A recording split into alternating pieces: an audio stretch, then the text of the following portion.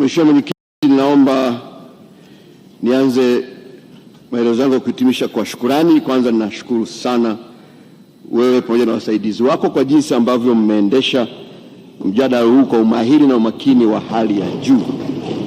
Mimi nikiwa mbunge wa Dar es Salaam tunajivunia kuwa nawe, spika wetu mwema, rahimu sana, lakini mtu very simple but not simplistic. Ukimkuta Kariakoo kule anakuwa kama mbunge wa Ilala tu. Tunakushukuru sana Mheshimiwa Spika, lakini mimi nikiwa natoka Singida pia najisikia nimewekwa katikati ya ulinzi wa hali ya juu. Nikiwa Dar es Salaam ninaye spika, nikienda Singida naye waziri mkuu. Mambo mazuri. Pili, narudia kushukuru sana kamati ya kudumu ya bunge ya budget kwa uchambuzi wao makini sana na jinsi walivyoibua maeneo mapya katika mapendekezo yao. Nawashukuru sana waheshimiwa wajumbe wa kamati mnaoongozwa na Mheshimiwa Mashimba Ndagi. Tatu, niwashukuru sana waheshimiwa wabunge wote kwa michango. Mheshimiwa Spika, hakuna shaka kwamba siku hizi 5 bunge lako hili limethibitisha kwamba humu ndani unao wabunge mahiri, kwa kuzingatia michango yao ilikuwa ni michango ambayo ni very high quality to say the least. Lakini nashukuru zaidi kwamba ni rahisi sana kuorodhesha makosa, lakini ni ngumu sana kupendekeza majawabu juu ya changamoto. Nyie mmekuwa tofauti katika michango yenu, hamkuishia tu kulalamika, mmeonyesha changamoto lakini mmeonyesha majawabu ya changamoto ambazo mmezitoa. Kwa waheshimiwa wabunge tunawashukuru sana, na tumeona kabisa kupitia mjadala huu ni wazi kwamba vipaumbele ambavyo mmeviibua ndivyo vipaumbele ambavyo vipo ndani ya mipango, na tunashukuru kwamba mipango ambayo tumeileta hapa imeakisi matakwa ya wananchi kwa jinsi michango yenu ilivyokwenda.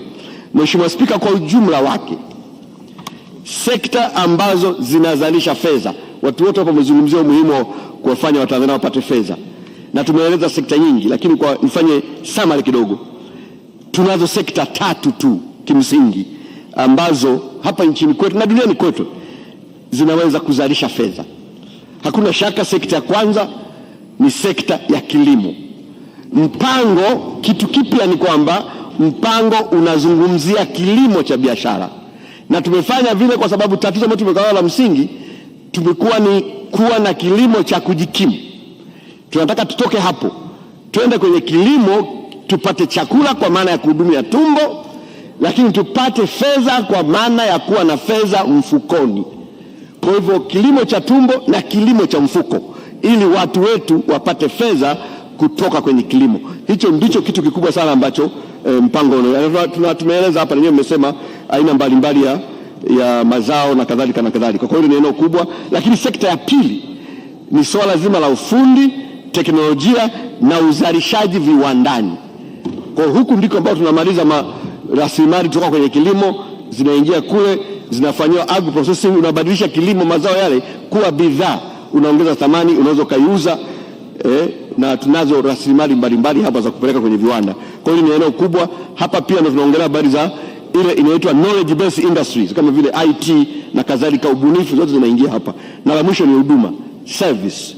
Hii ni ambayo inabeba watu wengi sana. Tunazungumzia hoteli, usafiri. Kwa hiyo ukiona bodaboda, mabasi, yote hiyo ni sekta ya huduma. Music, ambao sisi tumebarikiwa kuwa na muziki sana hapa Tanzania. Muziki ni sekta ya huduma na ni sekta muhimu ya kiuchumi. Huduma za kitaalamu kama afya, elimu, zote hizo, utalii, huduma za dini. Unapoona wachungaji, mashehe na wenyewe wanachangia, ni huduma hiyo katika sekta ya uchumi. Uuzaji wa bidhaa, tehama, zote hizo huduma. Kwa hivyo sekta zote hizi tunazizingatia. Sasa kilichopo katika modernization ni kwamba uchumi unavyokuwa, watu wanaanza kumove kutoka kwenye kilimo kwenda kwenye viwanda kwenda kwenye huduma. Ndivyo ilivyo trend duniani. Kwa hiyo tunatarajia hapa kwetu, na kwa kweli takwimu za mwaka 2024 zinaonyesha kwamba idadi ya Watanzania ambao wanategemea kilimo kwa sasa imepungua kutoka 65 mwaka 2021, mwaka 2024 inaonyesha kwamba ni 54%, na tunatarajia katika kipindi cha utekelezaji wa ilani itashuka itafika 50%. Hiyo haimaanishi kwamba uzalishaji utashuka, uzalishaji utaongezeka, isipokuwa watu wengi zaidi, mnapokuza viwanda, mnapokuza sekta ya huduma, wanazidi kumezwa kule. Na Gen Z tulionao ni watu ambao wanapenda zaidi kwenda kwenye huduma na kwenda kwenye viwanda. Kwa hiyo ni eneo ambalo tumeliweka hilo. Na Mheshimiwa Spika, bahati ambayo tunayo ni kwamba sio kila nchi duniani zina maeneo matatu. Zipo nchi ambazo zina huduma pekee. Ukienda Japani kwa mfano, huzungumzii kilimo kwa sababu hawana eneo la kulima. Sisi ni miongoni mwa nchi tatu ambazo maeneo yote matatu tunayo. Tunaweza kulima, tunaweza kufanya viwanda, tunao sekta ya huduma. Kwa hiyo ni eneo ambalo tunalo na ni advantage, na mipango imejaribu kuonyesha kwamba namna gani hayo mambo matatu yanazingatiwa. Kwa hiyo uchumi lazima tu balance uzalishaji na ulaji. Mambo yote mawili haya, uchumi lazima uzalishe, lakini uchumi lazima pia watu wale. Sasa ndio muhimu wa kukuza middle class. Ndio maana kwenye mpango tunazungumzia kukuza middle class. Hakuna sababu ya kujenga hoteli kama hamna walaji. Ukitaka kuona middle class inakuwa kiasi gani, zungukia kwenye migahawa. Watu wamejaa, ukikuta watu wawili moja ujue hapo ni changamoto. Na kipimo kimoja hapo, angalia, je, kwenu hapo katika nchi yenu kuna McDonald's, kuna KFC. Kama hizo hazijaja, maana bado middle class ipo chini. Kwa moja ya eneo tumeweka mkazo mkubwa ni kukuza middle class. Lengo ikiwa kukuza pia uchumi wa ulaji kwa maana ya consumption, kwa sababu uzalishe na walaji uwe nao, kwa sababu soko la kwanza ni soko la wananchi wako mwenyewe. Kwa hiyo ni namba Mheshimiwa Spika tumeliwekea mkazo. Nitoe tu ufafanuzi wa maeneo kama milima tatu ambao waheshimiwa wabunge wameeleza hapa. La kwanza ni umuhimu wa sekta ya kilimo, hili hakuna shaka. Na niseme Mheshimiwa Spika kwamba pamoja na changamoto ambazo umeziainisha, tusisahau katika utekelezaji wa mpango wa miaka mitano huu tumepiga hatua kubwa sana, hususan tangu mwaka 2021 Mheshimiwa Rais Dr. Samia aliweka mkazo na kipaumbele kikubwa sana kwenye kilimo. Na unaweza kuangalia takwimu zifuatazo. Kwa mfano, bajeti ya Wizara ya Kilimo peke yake imeongezeka kwa 324 kutoka shilingi bilioni 294 mwaka 2021-22 hadi kufikia trilioni 1.25. Imepanda mara 324. Lakini angalia pia upatikanaji wa mbegu bora. Waheshimiwa wamezungumzia mbegu bora hapa. Tulikuwa na tani 50,000, sasa tunazungumzia tani karibu 80,000. Hatujafikia lengo, lakini hatua kubwa imepigwa. Matumizi ya mbolea yameongezeka tani 363 mpaka tani 850,000. Eneo la umwagiliaji wengi mmezungumzia hapa. Kwa muda mrefu, Mheshimiwa Mwenyekiti, tulikuwa na lengo la kufikisha hekta milioni 1 ya umwagiliaji. Ndio ilikuwa lengo tulijiwekea kwenye mpango wa maendeleo uliopita. Lakini kwa miaka yote ilibaki kwenye hekta 410. Lakini tunapozungumza leo tumeshafikisha hekta 983,466. Kwa hiyo bado safari ni ndefu, lakini msisahau pia tumefika safari kubwa sana ukiangalia ambapo tunatoka. Na lengo ambalo tumejiweka kwenye mpango uliopo ni kufikisha hekta milioni 5 ifikapo mwaka 2030-31.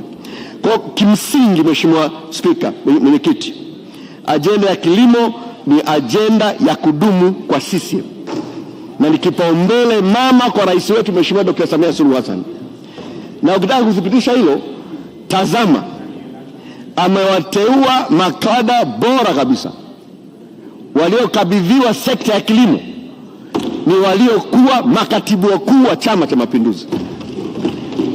Wizara ya Kilimo kakabidhiwa ndugu yetu Mheshimiwa Daniel Chongolo, moja ya makatibu wakuu bora wa CCM. Wizara ya Mifugo na Uvuvi kakabidhiwa ndugu yetu Daktari Bashiru Ali Kakurwa, moja ya makatibu wakuu bora wa CCM. Hii sio bahati mbaya, ni kuonyesha kwamba Mheshimiwa Rais ameweka mkazo na kipaumbele kikubwa sana katika sekta ya kilimo. Hoja ya pili ni waheshimiwa wabunge wameeleza haja ya kutunga sheria ya ugatuaji. Tuseme ni kweli, kwa muda mrefu tangu 98 ugatuaji umeendeshwa na tamko la kisera la ugatuzi la mwaka 98. Serikali imeshaamua pamoja na mafanikio yaliyopatikana, tunaenda kuandaa sera ya taifa ya ugatuaji. Mheshimiwa Waziri nchi ofisi ya waziri mkuu TAMISEMI analifanyia kazi hili, na baada ya hapo tutakuja na sheria ya ugatuaji. Lakini muhimu sana, Mheshimiwa Mwenyekiti, tuzingatie kwamba mpango elekezi na mpango wa miaka mitano umeainisha hatua za kuimarisha mamlaka za serikali za mitaa.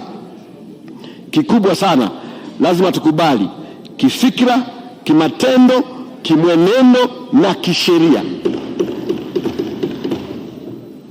kusogeza madaraka na mamlaka na fedha kwenda mamlaka za serikali za mitaa. Haitawezekana kuleta maendeleo katika nchi hii kutokea Dodoma. Maendeleo lazima yatokee kwenye local government, kwa sababu ndiko kuliko na wananchi. Haiwezekani tulivyoweka kwenye mpango, tunatarajia ifike mahala bunge lako hili, Mheshimiwa Mwenyekiti, lisijadili habari ya kujenga stendi za vituo vya mabasi. Bunge hili lisijadili habari ya kujenga madarasa. Bunge hili lisijadili habari ya matundu ya vyoo. Mambo haya yafanyike kwenye local government. Hapa tujadili namna ya kwenda space kule huko. Kwa hiyo ili tufanye hayo, lazima tuimarishe local government. Tusipoimarisha, tutakuwa tunajadili kero hapa. Kuna tofauti ya kujadili kero na maendeleo. Kero zishughulikiwe kwenye local government. Bunge lijadili mambo ya msingi ya maendeleo. Hili ni eneo ambalo lazima tulizingatie. La pili ni mchango wa sekta binafsi. Mheshimiwa Mwenyekiti, tunaungana yote. Ile tumeweka 70-30 imefanyia utafiti mkubwa. Hata sasa tunapimaje mchango wa sekta binafsi? Tunaangalia ile wazungu wanaita gross fixed capital formation, unavyounda ile mitaji. Hata sasa kwa miaka mitano 2020 mpaka 2024 utaona kwamba jumla tuliweza kuraise capital ya shilingi trilioni 348.2.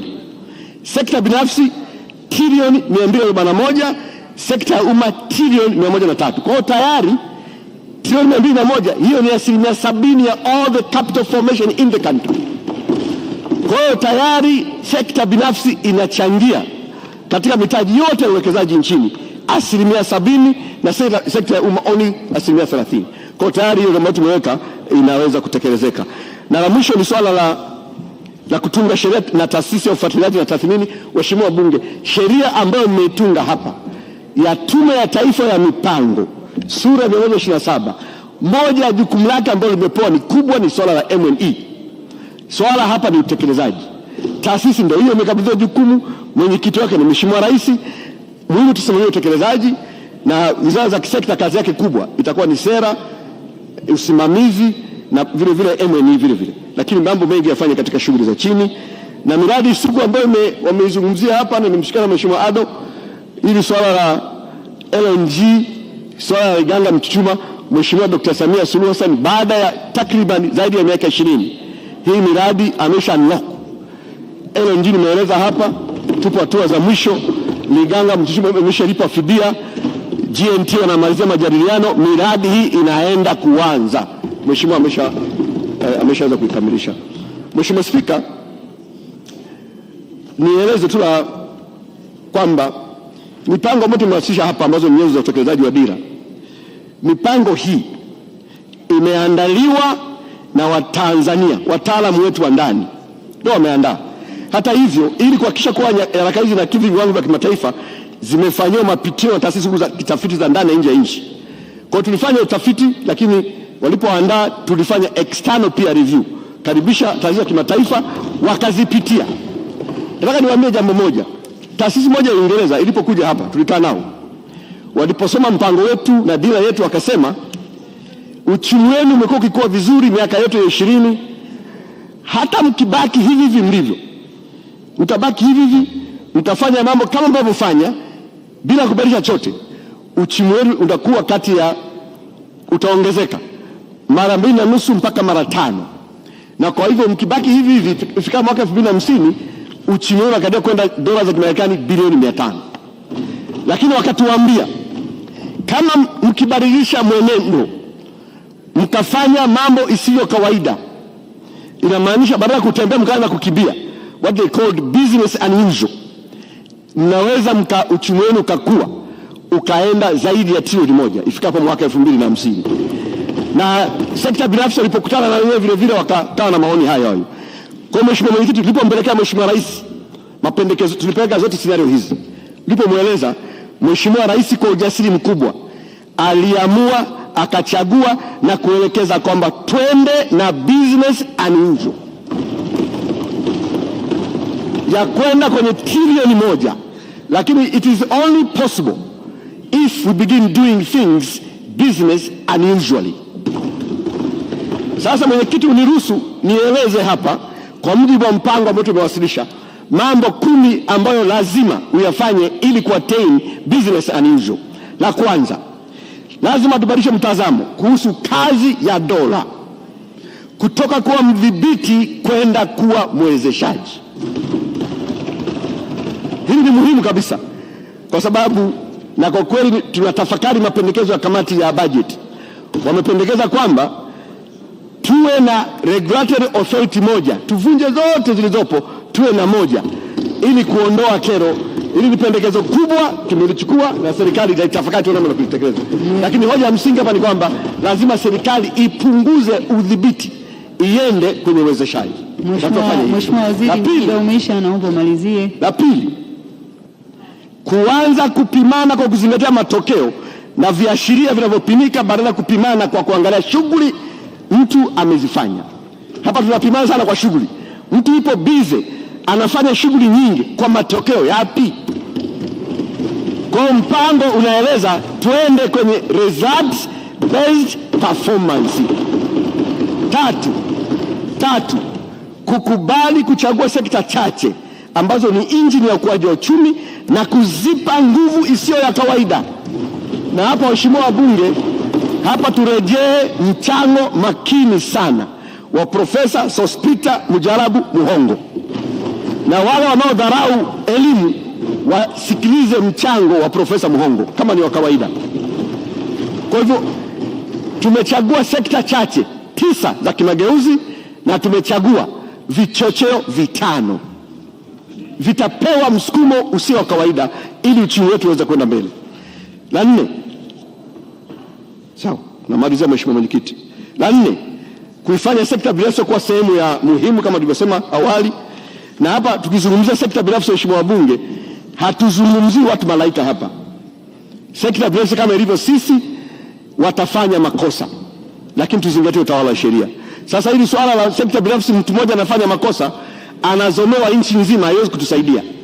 Sekta binafsi moja akifanya makosa achukuliwa hatua za kisheria, kulikoni kana kwamba sekta binafsi yote ni mbovu. Hapana, hii haiwezi kuwa sawa. Watakonya makosa, lakini tuzingatie utawala wa sheria. Tumeainisha mwingine, lakini mwisho niliseme kujenga utamaduni wa kuheshimu utawala wa sheria. Hili ni muhimu kabisa. Hatuwezi kufanya mipango hii bila kuzingatia utawala wa sheria. Haya ni mambo ambayo lazima tukubali, lakini kujenga utamaduni wa kukumbatia weledi, utaalamu na wenye weledi na wataalamu, uadilifu na waadilifu, uwajibikaji, lakini mwisho kuchapa kazi na wachapa kazi. Nchi yetu tuna utamaduni kidogo, mtu akichapa kazi sana wakati huyu anajipendekeza anataka uteuzi. Tuache hizo. Watu wanaochapa kazi, wenye weledi, wenye uadilifu, tuwaheshimu, tuwakumbatie. Jambo la msingi sana hilo. Mheshimiwa Spika, kwa sababu ya muda nihitimishe. Niseme tu, Mheshimiwa Spika, hapa duniani tunayo mambo mengi ya kushukuru ambayo tumebarikiwa nayo, na wakati mwingine hatuwezi kuyamaliza yote kuyasema, lakini mambo 3 hatupaswi kuacha kuyashukuru. Kwanza, tunapaswa kushukuru anayetupa uhai, neema, rehema na baraka.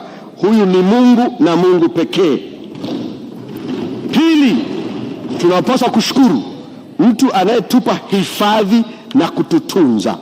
Hapa ni familia. 3, tunapaswa kushukuru mtu anayetupa fursa ya kutumikia umma, kwa kuwa sio kila mtu ana fursa hiyo.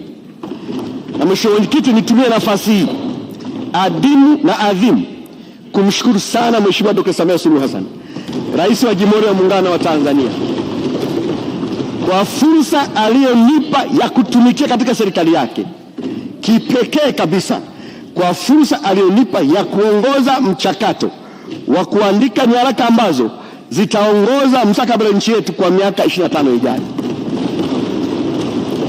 Hili kwangu ni jambo kubwa, ni upendeleo wa kipekee na sitausahau katika maisha yangu. Na wengi hapa, mwenyekiti, wengi hapa nashukuru mmenipongeza, lakini msisahau, mmenipongeza, mmeona uwezo wangu kwa sababu nimepewa fursa. Kama nisingepewa fursa, msingefahamu uwezo wangu. Tuheshimu na mheshimu Dr. Samia kwa sababu kanipa fursa hii na yeye mkaniona. Namshukuru Mheshimiwa Samia na Mungu ambariki. Na mdogo wangu Baba Levo amesema pale, ametoa historia yetu kidogo. Namalizia Mheshimiwa Mwenyekiti. Ni kweli hapa duniani ipo hadithi moja. Alikuwa anakimbia ndege maarufu angani, ikatokea baridi na theluji, akazidiwa, akaanguka, anasubiri kufa. Bahati nzuri akawa anapita pundamilia, akamnyea kile kinyesi kwa sababu ni cha moto. Kinyesi ikawa pona yake, akapata joto. Kwa hiyo duniani hapa sio kila kinyesi ni kibaya. Na mdogo wangu Baba Levo, sio kila teke ni baya. Kuna teke ukipigwa linakupeleka pazuri zaidi. Mheshimiwa Mwenyekiti, nimalizie. Mheshimiwa Mwenyekiti, serikali imepokea maoni na ushauri wa Mheshimiwa wabunge na tutayazingatia. Mheshimiwa Mwenyekiti, naomba kuwasilisha. Asante sana. Asante sana Mheshimiwa Profesa Kitila Alexander Mkumbo kwa kuwasilisha hoja hiyo ya kuhitimisha na kupokea maoni ya waheshimiwa wabunge kwa uzito unaostahili. Asante sana. Sasa hivi namkaribisha Mheshimiwa Waziri wa Fedha, Mheshimiwa Khamis Musa Omar, ili aweze kuja kuenda. Karibu.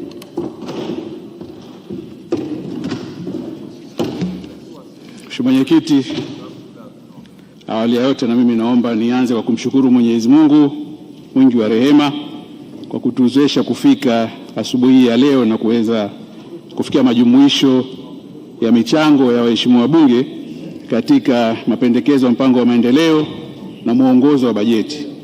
Pili, naomba nimshukuru Mheshimiwa Spika, Naibu Spika na nyinyi wenye viti wa bunge kwa uongozi wenu katika mjadala wote huu tuliokuwa nao.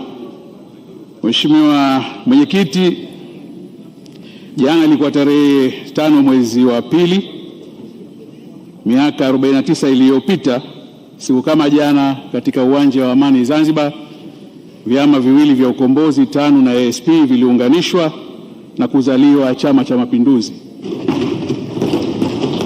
Naomba nitumie fursa hii kupongeza sana mwenyekiti wa Chama cha Mapinduzi Taifa kwa kuadhimisha miaka 49 ya Chama cha Mapinduzi. Ni matumaini yangu kuwa chama hiki kitaendelea tena kuongoza katika miaka 49 ijayo na itaendelea kuleta maendeleo makubwa kwa wananchi wa taifa hili, ikizingatia yale ambayo wananchi wanayahitaji. Mheshimiwa Mwenyekiti, tuliwasilisha mapendekezo ya mwongozo wa bajeti na tumepokea maoni na michango kutoka waheshimiwa wabunge, ambapo kimsingi mwongozo huu umepata maoni ya namna ya kuimarishwa kabla kuweza kutolewa kwenda kwa maofisa masuhuli. Waheshimiwa wabunge waliendelea kutoa ushuhuda wa kazi kubwa ya maendeleo iliyofanywa nchini kote katika muda wa miaka 4 iliyopita ya kipindi cha kwanza cha awamu ya 6 ya serikali ya CCM inaongozwa na Mheshimiwa Dr. Samia Suluhu Hassan. Mheshimiwa Mwenyekiti, kwa hakika sehemu kubwa ya michango ya waheshimiwa wabunge ilikuwa ni maoni ambayo tumeyapokea kwa heshima kubwa. Naomba niruhusu nitoe maelezo mafupi kwenye maoni, hasa kutokana na yale ambayo yametokana na kamati yetu ya bajeti, ambayo mimi ni mjumbe kamati ya bajeti kupitia uongozi wa mwenyekiti mahiri Mheshimiwa Mashimba Ndaki, mbunge wa jimbo la Maswa Magharibi. Mheshimiwa Mwenyekiti, katika maoni ya kamati kulikuwa na hoja moja ya hoja ambazo zilitolewa, maoni yaliyotolewa ilikuwa ni kuitaka serikali kuangalia upya suala la kutenga 5% ya mapato ya mifuko kwa ajili ya utekelezaji wa shughuli za kuendeleza miundombinu kwenye maeneo maalum ya kiuchumi.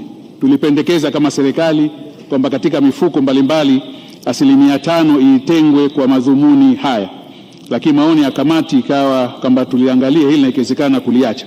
Mheshimiwa Mwenyekiti, tunadhani kwamba tutoe maelezo ya ziada kwamba maelezo yetu yanaambatana na yanaendana na maoni ambayo yametolewa na Mheshimiwa wabunge ya haja ya kufungua fursa zilizopo katika mikoa, maeneo ya kijiografia mbalimbali. Waheshimiwa wabunge wamezungumzia mikoa ya Mara, mikoa ya Mbeya, mkoa wa Kigoma na kwingineko kwamba kuna fursa kubwa za kiuchumi zinahitaji kuendelezwa na zinahitaji kufunguliwa. Sasa katika hili Mheshimiwa, pendekezo letu ilikuwa sio kubadili mfumo uliopo wa matumizi ya fedha za mifuko, isipokuwa ni kuendana na uamuzi wa serikali wa kuweka maeneo maalum ya kiuchumi katika kila mkoa. Na kwa hivyo pendekezo ilikuwa ni kwamba pale ambapo TARURA au TANROADS, mfuko wa TARURA utapeleka barabara katika mkoa, sehemu ya barabara ziwe zinapelekwa katika maeneo haya, maeneo huru. Vile vile mifuko ya maji na mifuko mingine yote UKSA na mingine nayo ielekeze sehemu ndogo 5% tu ielekezwe katika miundombinu katika maeneo ya kiuchumi, ili tuweze kuyafungua haya maeneo na tuweze kutumia vizuri fursa ambazo zipo. Suala la pili lilikuwa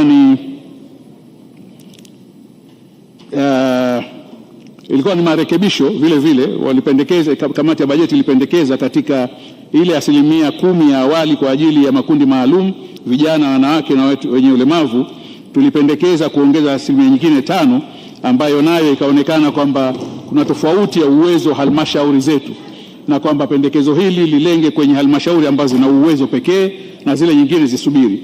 Sasa pendekezo la kamati ilikuwa ni kwamba kwenye muongozo tufanye marekebisho ili tuweze kuchukua haya maoni ambayo yamejitokeza na muongozo uelekeze halmashauri zenye uwezo peke yake. Mheshimiwa Mwenyekiti, tumepokea ushauri huu na tumekubaliana nao, isipokuwa niongeze tu kwamba tunapokwenda katika mwaka unaofuata wa fedha, tumekubaliana na wenzetu ofisi ya Waziri Mkuu TAMISEMI, tutafanya study maalum kuangalia uwezo wa serikali wa halmashauri zote, local government zote, na kuangalia mfumo ambao utakuwa mzuri zaidi kwenye kupunguza tofauti ya uwezo wa kimapato baina halmashauri. Yani tunatazama horizontal fiscal imbalance ambayo tutajaribu kuiaddress kwa utaratibu maalum. Kwa hili tutalifanyia utafiti wa ziada na tutalitolea muongozo baadaye. Eneo la tatu Mheshimiwa, lilikuwa ni kuisaidia sana mamlaka ya mapato TRA kuweza kuimarika na kukusanya mapato yetu zaidi, hasa katika upande wa katika upande wa mifumo ya tehama. Na katika hili Mheshimiwa Mwenyekiti, niseme kwamba serikali imekuwa ikichukua jitihada kubwa sana za kuimarisha TRA. Mwaka huu tukijaliwa, TRA itatimiza miaka 30 tokea kuanza kwake rasmi shughuli zake. Ilianza mwaka 1996 na mwaka huu itakuwa imetimiza miaka 30. Na binafsi katika miaka 30 hiyo takriban yote nimekuwa mdau wa TRA. Naijua TRA ilikotoka. Nilikuwa mfanyakazi kwa miaka 12, nilikuwa katika senior managers wa TRA kwa miaka 5.5 na nimehudumu katika bodi yao kwa takriban miaka 15. Naifahamu TRA tulioanza nayo, Mheshimiwa Mwenyekiti, haikuwa na mfumo wowote wa mapato. Leo hii TRA ina mifumo takriban 21 ya tehama. Upande wa customs wana mfumo mkuu mmoja unaitwa TANSIS, ambao unaungana na mifumo miwili mingine ya taasisi tofauti, wa electronic single window system na TANOGA, ambao unaungana na mamlaka zote za udhibiti kwenye utoaji wa mizigo bandarini. Upande wa mapato ya ndani kuna mifumo 9, alafu kuna mifumo mingine miwili kwa upande wa malipo, na kwa upande wa utawala kuna mifumo 9. Kwa hiyo kwa ujumla TRA ina mifumo 21. Tumechukua pendekezo la kuimarisha zaidi mifumo ya tehama, lakini hili nitaka tuliseme na tuliwekee maelezo haya. Kulikuwa na hoja vile vile Mheshimiwa kutumia kifungu cha 13A cha sheria ya misaada, mikopo, dhamana na misaada ili kuzisaidia benki za uwekezaji kupata mikopo kutoka nje ya nchi. Na kwenye hili niseme Mheshimiwa Mwenyekiti, tumelipokea vile vile, lakini tunapokea kwa tahadhari ushauri wa kamati. Hadi hivi sasa hivi Tanzania ina benki ambazo zimeshapewa leseni na Benki Kuu benki 42 ikiwemo benki moja ya maendeleo TADB, benki moja ya uwekezaji TIB, benki 35 za biashara, 2 community banks, benki za jamii, na 3 za sekta ndogo ya fedha, yani microfinance banks. Lakini ushauri wa kwamba tuziruhusu benki kwenda kukopa nje, Mheshimiwa Mwenyekiti, niseme kwamba kwa upande wa TADB tayari sheria ilishafanywa marekebisho na inaruhusu hili, lakini inategemea na uwezo wa benki yenyewe kwa kutizama mizania ya benki. Kwa hiyo kwa upande wa benki ya maendeleo ya kilimo TADB, hii imeshasaidiwa na imeweza kufanikisha mkopo kutoka nje wa shilingi bilioni 562 ambao umetokana na benki ya maendeleo ya Afrika na shirika la maendeleo ya Japani JICA. Na maendeleo ya mazungumzo yanaendelea kwenye upande wa benki ya uwekezaji ya Ulaya, yani EIB, na tunatarajia nako itafanikiwa. Benki ya TIB inahitaji kwanza kuimarisha mizania yake ili tuje kuepuka ili jukumu la mkopo kuja kuhamia upande wa serikali. Mheshimiwa Mwenyekiti, jambo jingine ambalo limezungumzwa sana na waheshimiwa wajumbe pamoja na kamati ilikuwa ni upande wa deni la serikali na haja ya kuendelea kulidhibiti na kutumia vigezo vingine. Tumepokea ushauri, Mheshimiwa Mwenyekiti, lakini niseme kama ambavyo tumezungumza kwenye upande wa kuimarisha mapato, Mheshimiwa Mwenyekiti, na deni la serikali tumeendelea kuliangalia kwa ukaribu. Tumekuwa tukifanya uchambuzi wa kuangalia uhimilivu wa deni lenyewe, na kwa bahati takriban miaka yote kila tunapofanya uchambuzi imebainika kwamba ni deni himilivu. Hata hivyo, tunataka tuseme vile vile wakati tunaangalia deni letu, Mheshimiwa, ni muhimu sana kuliunganisha na uwekezaji mkubwa hasa kwenye maeneo ya miundombinu ambayo unaendelea nchini. Tumetumia wapi deni letu katika miaka iliyopita? Mheshimiwa Mwenyekiti, tukikamilisha ujenzi wa kipande cha kwanza mpaka cha 6, lot 1 to 6 za SGR, itakuwa tumejenga kilomita 2102 za reli ya kisasa ya SGR hapa Tanzania. Kabla ya ujenzi wa SGR, reli iliyokuwa inaongoza ilikuwa ni ya TAZARA ambayo urefu wake ni kilomita 1860. Kwa hiyo SGR ambayo inaunganisha upande wa kutoka mashariki kwenda magharibi itakuwa ni refu zaidi kuliko reli ya muda mrefu tuliokuwa tunajivunia ya TAZARA. Jumla ya dola bilioni 10 zitahitajika na mpaka sasa hivi bilioni 8 zimeshatumika kwa madhumuni haya. Tumejenga bwawa la Mwalimu Nyerere, Mheshimiwa, ambalo limeongeza uwezo wetu wa nishati mpaka kufikia gigawatts 4 na limegharimu takriban shilingi trilioni 7.542. Tumeongeza, Mheshimiwa Mwenyekiti, miongoni mwa miradi iliyopo ni ujenzi wa uwanja wa ndege wa Msalato hapa Dodoma ambao utakuwa na uwezo wa kuhudumia abiria milioni 1.5 kwa mwaka na ambao utaweza kuhimili ndege za aina hii zikiwemo ndege ya aina ya Boeing 777 na 767 Dreamliner kwa mara ya kwanza zitaweza kutua Dodoma. Kwa hiyo pamoja na kwamba tunahitaji kuendelea kuangalia deni letu, lakini Mheshimiwa Mwenyekiti, tuangalie deni lenyewe linatumika kwa ufanisi kiasi gani. La mwisho, Mheshimiwa, ambalo nilitaka nilitolee ufafanuzi ilikuwa ni swala la misamaha ya kodi ambalo waheshimiwa wabunge nalo wamelizungumza sana, na kamati ilipendekeza tufanye tathmini ya misamaha yote ya kodi na kuiondoa ile ambayo haina tija. Tathmini zimeendelea kufanyika, Mheshimiwa Mwenyekiti, na tathmini ya mwisho ambayo ilifanyika mwaka 2000 kwa kuangalia mwaka 2021-22 hadi 24-25 ilitoa matokeo mazuri. Kwa upande wa uwekezaji wa kawaida ilionyesha kwamba katika kipindi hicho jumla miradi 2293 iliwekezwa nchini, iliidhinishwa nchini, ambapo misamaha ambayo ilitolewa ilikuwa ni shilingi trilioni 1.35, lakini miradi hii ilipelekea kupatikana kwa ajira 666,940. Pili, kwa upande wa miradi ya uwekezaji wa kimkakati jumla miradi 36 iliwekezwa nchini katika kipindi hicho, ambapo misamaha ya kodi iliyotolewa ilikuwa ni shilingi milioni 144,806.78, lakini kodi ambazo zililipwa kutokana na miradi hiyo ilikuwa ni shilingi milioni 931,953.81. Na kwa upande wa miradi mingine, Mheshimiwa, picha ambayo inajitokeza ni hii ambapo miradi hii ilichangia ajira 27,820. Kwenye upande wa misamaha ya kodi, Mheshimiwa Mwenyekiti, kama nilivyosema, tumepokea ushauri mzuri na tutaendelea kuifanyia kazi yale yasiyo na tija, ili misamaha isiyo na tija tuiondoe. Lakini kama ambavyo Mheshimiwa Waziri wa Mipango amezungumza, nchi yetu ipo katika hatua ya uwekezaji, na tunakoendelea tunaamini kwamba sekta binafsi itaendelea kuhitajika na tutahitaji uwekezaji mkubwa. Kwa hiyo hapa tutahitaji kuleta uwiano mzuri baina ya uwekezaji pamoja na vivutio ambavyo tunavitumia kwenye utoaji, kwenye uvutiaji wa misamaha hiyo. La mwisho kabisa, Mheshimiwa Mwenyekiti, kulikuwa na swali moja ambalo lilijitokeza kutoka kwa Mheshimiwa wabunge, lilihusu liliuliza kwa nini upande wa Zanzibar haikujitokeza kabisa katika mwongozo wala katika mpango wa maendeleo.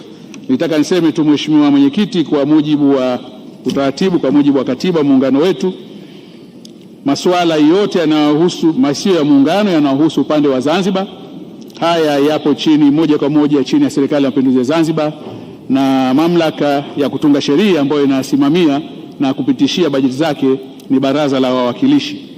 Kwa hivyo kazi kubwa, tunathamini kazi kubwa ambayo imefanyika katika kipindi hichi, katika miaka yote, lakini hasa katika kipindi hichi kwa upande wa Zanzibar. Miradi ya kimkakati ambayo itakayoonekane humu haiwezi kuonekana kwa sababu ya katiba, na itaonekana katika mapendekezo ambayo yatawasilishwa na SMZ kwa upande wa Baraza la Wawakilishi.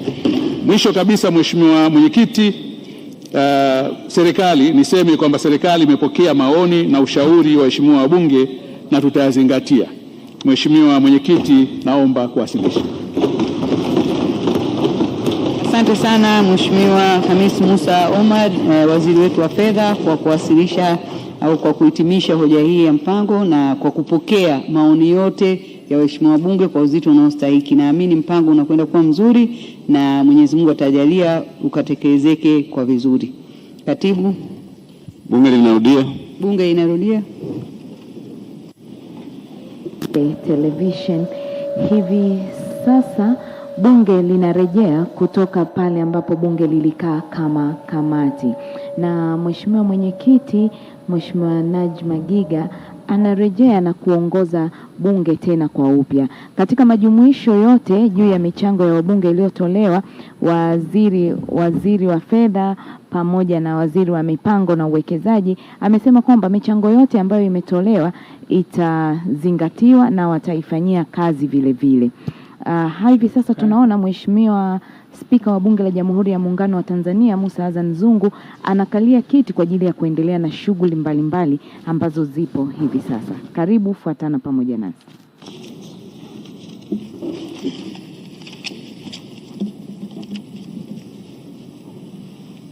Mheshimiwa Libona, niseme kabisa wakati bado jambo liko moto la mipango. Kwanza napongeza sana mawaziri kwa kazi kubwa mlifanya, na serikali kwa ujumla na mnavyojipanga. Na kuna jambo ambalo nimelipenda, lile la kusema bunge lisijadili kero za matundu ya choo.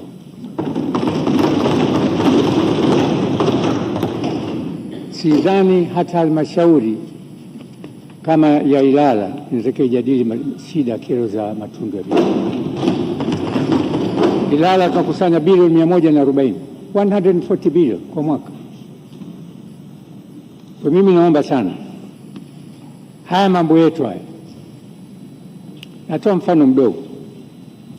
Mheshimiwa Waziri Mkuu, wewe umetuongoza vizuri sana kwenye pesa.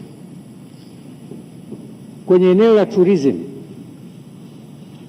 Tanzania tumepata bahati kubwa sana kuwa na Pope Leo, kiongozi mkuu wa Katoliki ambaye ameishi Tanzania, amekaa Tanzania, maeneo yake Morogoro, Songea, Dar es Salaam, Zanzibar.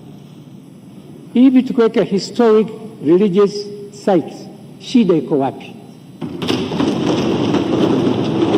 Religious historic sites, wanakuja wageni sio wanakuja ni Wakristo. Ni watu wengine wanafikiri vitu ni vya Kristo. Wanakuja wageni kuja kutizama Pope Leo. Morogoro alikuwa anakaa nyumba gani? kanisa walikuwa nasali Songea.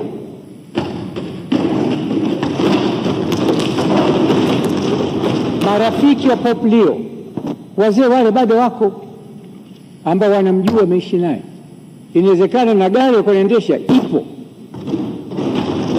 Haya ndio maeneo. Leo Egypt wana watalii milioni 19 milioni wanakwenda kutazama jengo la Faro, vitu vya Faro, na wale Faro wakuwa Mkristo wala kuwa Muislamu. Historic sites za Kiislamu Kilwa, kuna msikiti una miaka 700. Kanisa la Zanzibar zaidi ya miaka 200 na kitu. Hii wizara lazima ichangamke.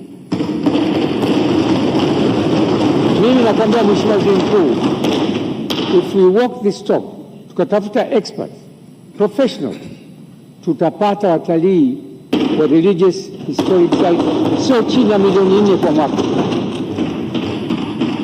zaidi ya milioni 4 kwa mwaka. Watu watakuja. Kuna Waislamu wakishotoka umra hawataki kurudi makwao, wanaweza kaja hapa Kilwa, Bagamoyo, Zanzibar.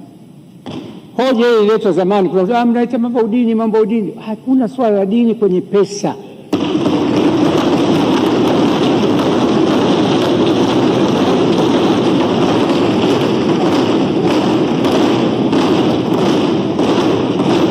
Mipango hii mipango ya Mheshimiwa Rais inahitaji pesa.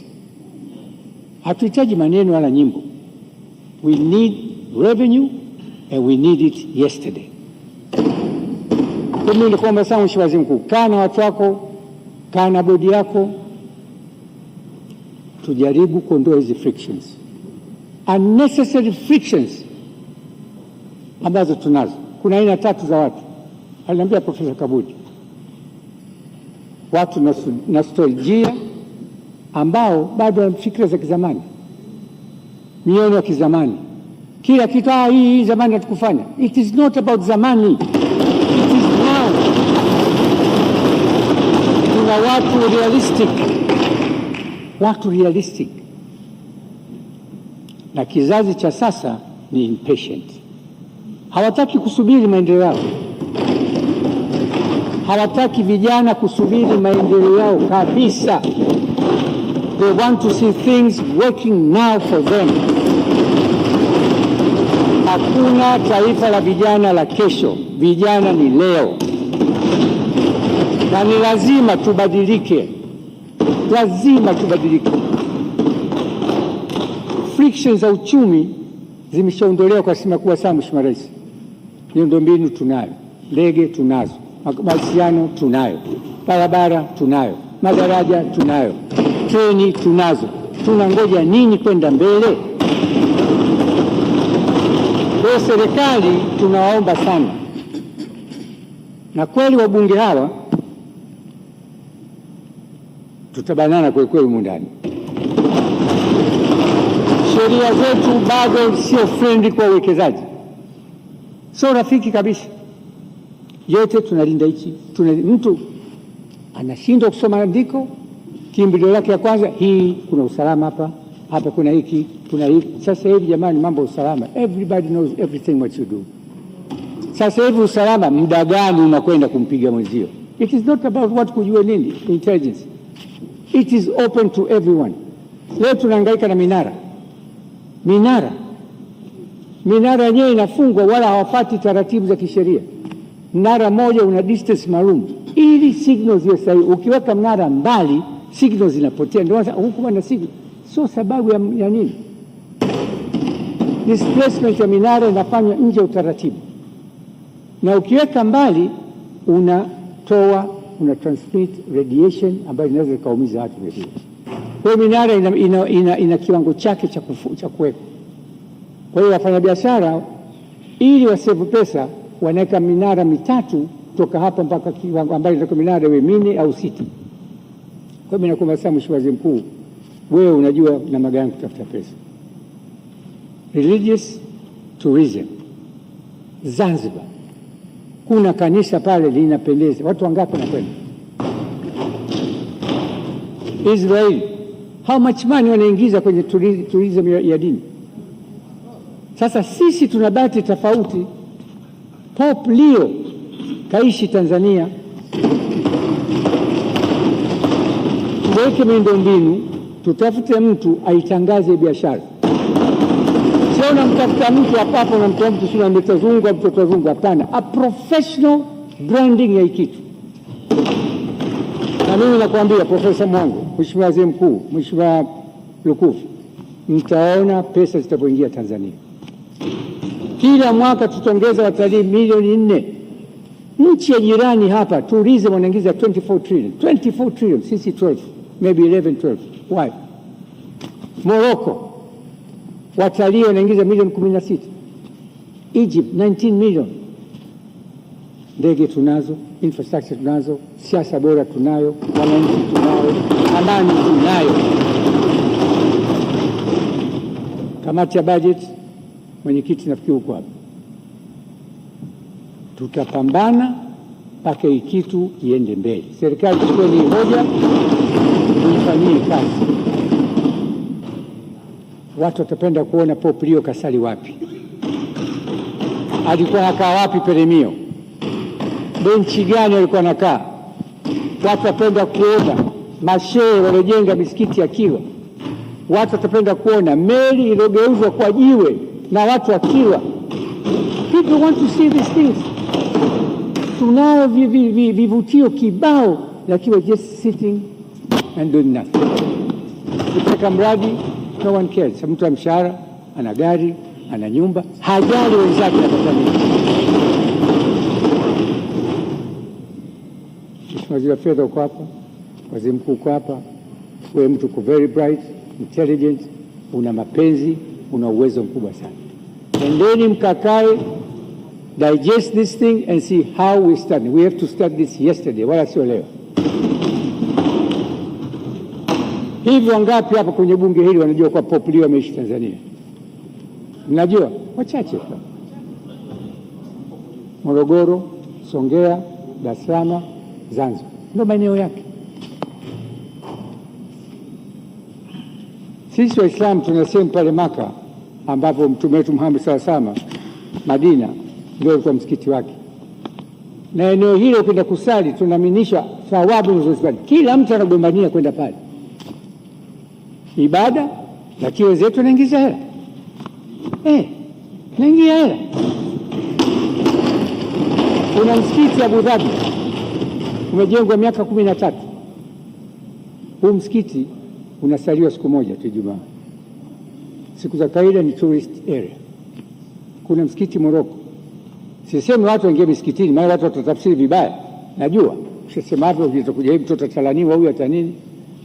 Lakini kuna maeneo ya Kilwa, Bagamoyo, hata maeneo ya kusini huku kwa nani kwa nani Shaibu, yako maeneo historic sites za kidini. Tubadilishe aina gani za utalii nchini mwetu. We have to look forward na kutizama namna gani tutaweza kusaidia taifa letu. Naomba sana serikali sana, we have to remove this friction. Mentality za kizamani tuachane nazo. Mentality ya roho mbaya tuachane nazo. Mentality ya fitina tuachane nazo. Mentality ya mtu akifuatilia kitu kana huyu ana maslahi ya pesa tuachane nazo. Serikalini mtu akifuatilia kitu anaandika baba. Mimi nitakwambia Mheshimiwa Waziri Mkuu, tulipata kero ya kupitisha bomba la maji taka kutoka upande wa Ilala kuingia upande kuvuka mwendo kasi. Ibidi lazima kibali cha mshauri kitolewe. TANROADS limeandika barua, kibali hakikutoka, kila mtu anaogopa kwenye kaba na interest. Mimi ilichukua zaidi ya miezi minne. Mimi took me one day, kibali kimetoka 7 za usiku. 7 za usiku.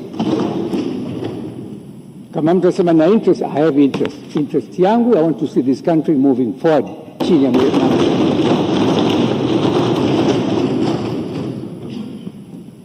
tuna pending MOU ya balozi moja 18, nitakupa baadaye Mheshimiwa Waziri Mkuu, 18 including michezo.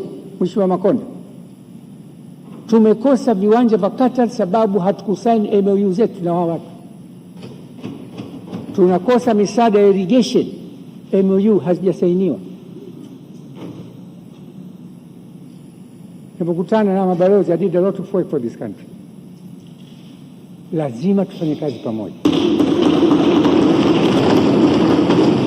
na nategemea uongozi wako Mheshimiwa Waziri Mkuu.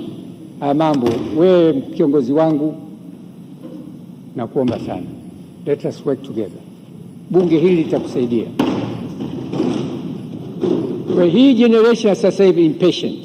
Mimi mpata bahati, mimi na umri mkubwa, lakini nimepita kwenye makundi yote haya, lakini mimi nina ujana zaidi ya vijana.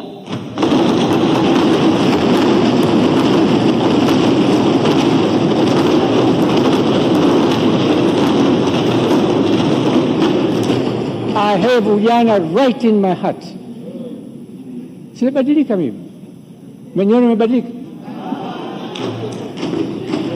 Na nasema haya kama utani, lakini we have to move forward. Haiwezekani kwenye eneo letu mtu akusanya trilioni 24 utalii, sisi tukusanya 11 au 12. Why?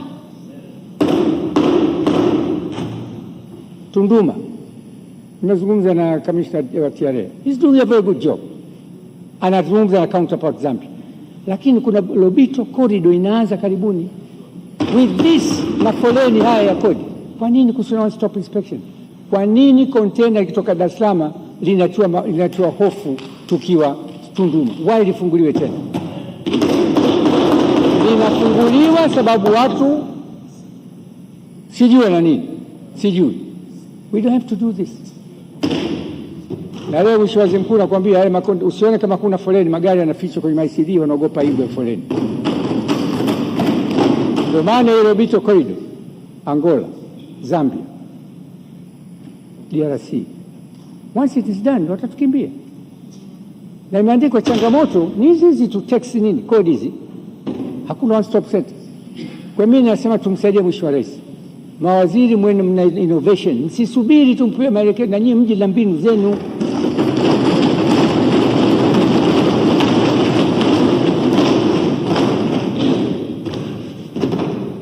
Katibu. Taarifa ya Katibu wa Bunge.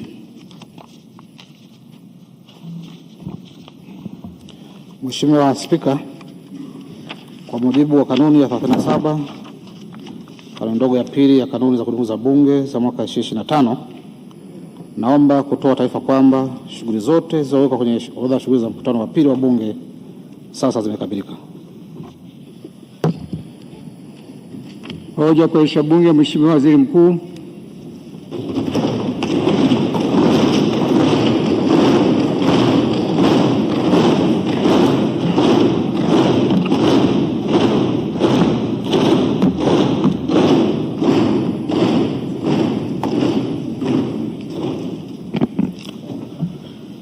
Mheshimiwa Spika,